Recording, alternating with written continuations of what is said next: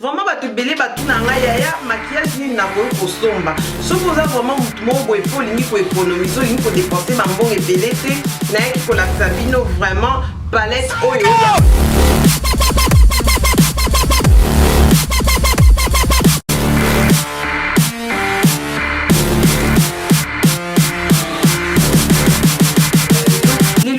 Pour kolakisa bino banana powder on a banda kosali lango ça fait longtemps. Désormais botala ba vidéo nanga puis à partir ya Diaspo RDC na olakisa bino concealer nanga na sale la kayango yo la Girl Pro encore botala nga sur Congo Top News Noli Tamboulessage. Bienvenue de retour na première dame look. Lelo na première dame look na ili bino vidéo vraiment ya masolo na itu solo na bino un peu na ko laksa bino ba makam o nga moko vraiment na salaka ya mike pe e marchaka. Vraiment sans plus tarder na ngena annoncer na bino pas plus tarder na ngena annoncer na bino ba fan nanga o boza vraiment bolandanga à partir ya Belgique. Déjà jeudi o ezoya en novembre jeudi à liboso ya mois 2015 na ozanakati ya Bruxelles wana na ngena to solo na bino un peu ba makamwa maquillage sur place na Belgique vraiment ba lela qui un peu trop na koya vraiment Belgique ce que ta ba vidéo na ngata so ta ba vidéo ngo ebi muto azana Belgique Bruxelles surtout dans una gare midi na Bruxelles wana vraiment pour na solo na ba première dame et kozana quand c'est ça jeudi les 4 to kutana bino vraiment ebelé na kati ya Bruxelles sans plus tarder to banda vidéo o ya lelo na yaki pona kolakisa bino banana powder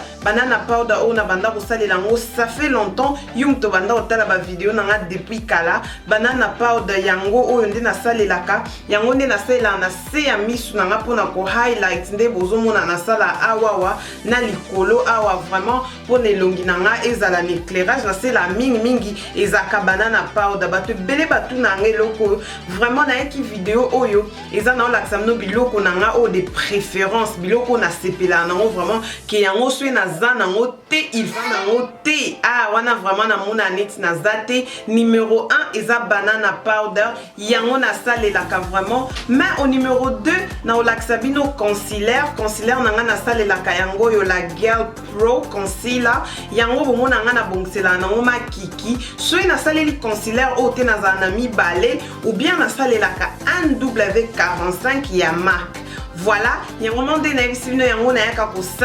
highlight ou bien il y a vraiment un mis des produits oyo et ça produit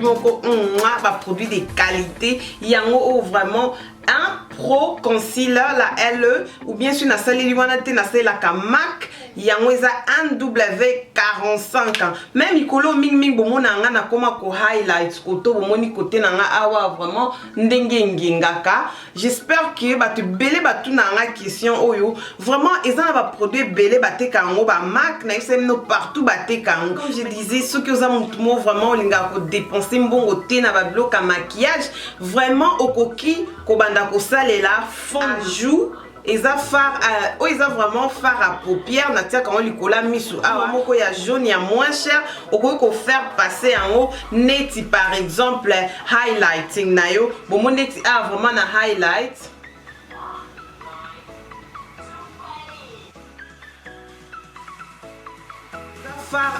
ils ont vraiment fard à paupières na tia quand likola misu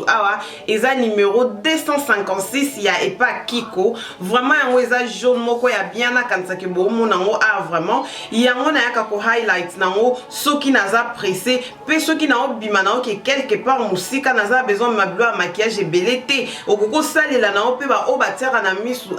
oko mekaka mwa ndambu mena ndenge ya jaune ko highlight vraiment batu belé batu na nga yaya maquillage ni na ko kosomba so vous avez vraiment mutumo boy po lingi ko économiser lingi ko dépenser ba mbongo ebele te na yaki ko lakisa bino vraiment palette oyo ya Maybelline ce que vous avez partout bateka Maybelline en Angleterre bateka Maybelline oyo na France na Belgique partout bateka ngo Maybelline yango kokoluka Maybelline osombi yango palette na bango ya nude eza presque na ba couleur ebele. Lelo maquillage nanga nyonso tout na saleli eza vraiment à base. Lelo maquillage nanga na saleli eza vraiment à base ya palette oyo ya nude ya Maybelline, une palette oyo ezaka vraiment kitoko. Yango nde ezaka palette nanga ya chaque jour. So na oke nanga feti te na linga mingi kosi la palette o parce que epesa nanga look mo ya pété, maquillage moko ya passant, maquillage moko ya sombre. Alors numéro musu na lina laksabino je onga mona sala ngo trop na moniki et simbaka. Soki na tie rouge à lèvres nanga nana besoin que ebima vraiment makasité ou bien ndeni na bimsa couleur moko o ba kolo rouge à lèvres basalate na sangisaka deux rouges à lèvres na minto bomoni na mena lati rouge à lèvres za ba couleur boé moko eza ya rose mususu eza vraiment neti ya moi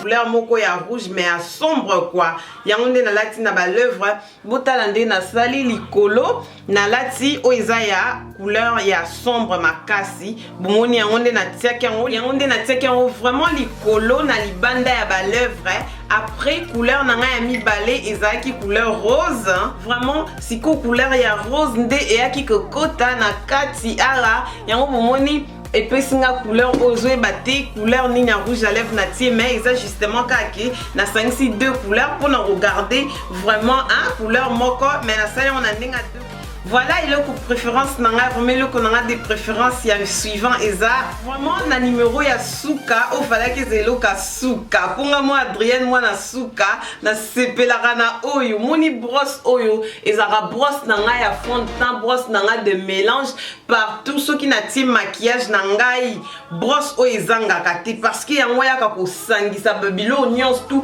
Eza te temps au tie phare à joue na yo, au tiki phare à joue na ya rouge, Ezo pe sa batien sur bonjour. Ceux qui n'ont pas de brosse de mélange, brosse en boé, vraiment au luka brosse partout. Nga so na sali bilo na nganyos na yaka ozo brosse o na yako baksango likolo partout pour vraiment fond de teint nga ba nganyos na salaki et voilà comme je vous ai dit vraiment plaisir et zakayanga ya kwa ku partager na bino babilo kamiki miki ba technique juste ya miki wana au boka en côté msoute bien sûr beaucoup quand on a Chanel ou vraiment il y a première dame look. Ceux qui n'ont pas page na Facebook te en tout cas rata makambo ebeli lukanga na page officielle na ezali Adrienne première dame sur vous appelez na Instagram na eza première dame look. En tout cas merci d'avoir suivi cette vidéo na ba oba kwa kokutana na na Belgique et kozala bien vraiment to kosolo la na bino et za ba question réponse fara soza la question na o eza système à inbox te vraiment les 4 hein j'ai dit les 4 na 4 à Bruxelles na mona kozalana. Vraiment, j'ai dit le 5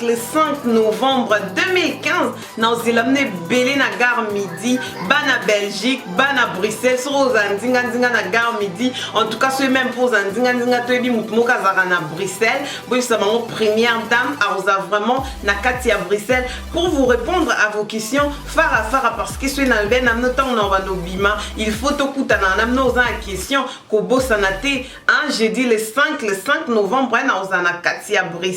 En tout cas, merci. Chaîne Oezara, vraiment chaîne Moka bien pour nous ba maman congolaise, ba tout le ba mangala, juste pour nous partager kaka, ba vraiment ba idée. Alors voilà tout le ba ensemble, na bino elongo na katanda ku première dame look. Balobi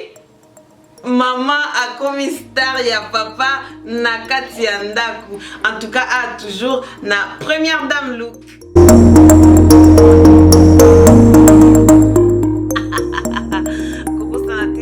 Tu vas rater, il y aura une danse juste à la fin de la vidéo.